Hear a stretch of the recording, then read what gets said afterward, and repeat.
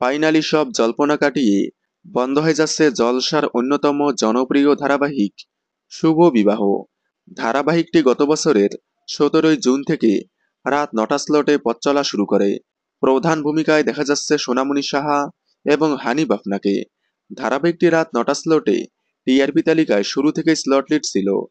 তবে slot lead থাকা অবস্থায় চ্যানেল হঠাৎ করেই ধারাবাহিকটি নতুন সময় দেয়। বর্তমানে রাত 10:30 স্লটে সম্প্রচার হচ্ছে, তবে সেখানেও টিআরপি তালিকায় অনেকটাই এগিয়ে ছিল। জয়েন্ট টিআরপি আসার কারণে কোনো সপ্তাহে স্লট হারা, আবার কোনো সপ্তাহে স্লট লিড ছিল। টিআরপিতে উঠানামার কারণেই এবার বন্ধ করে দেওয়া হচ্ছে শুভ বিবাহ। যেমনটা আগেই বলেছিলাম, বুলেট সরোজিনীকে জায়গা করে দিতেই বন্ধ হবে শুভ বিবাহ। অবশেষে সেটাই হতে চলেছে। তবে বুলেট সরোজিনীকে রাত 10:30 স্লটে দেওয়া হবে না। সন্ধ্যে 6টা কিংবা 7টা স্লটে দিয়ে তেঁতুল পাতা কিংবা কথাকে দেওয়া হবে রাত 10:30 স্লটে, এবং বন্ধ হবে শুভ বিবাহ। আর মাত্র কয়েকদিন, এই মাসেই শেষ শুটিং হবে শুভ বিবাহ ধারাবাহিকের। আগামী মাসের প্রথম সপ্তাহে শুরু হবে বুলেট সরোজিনী।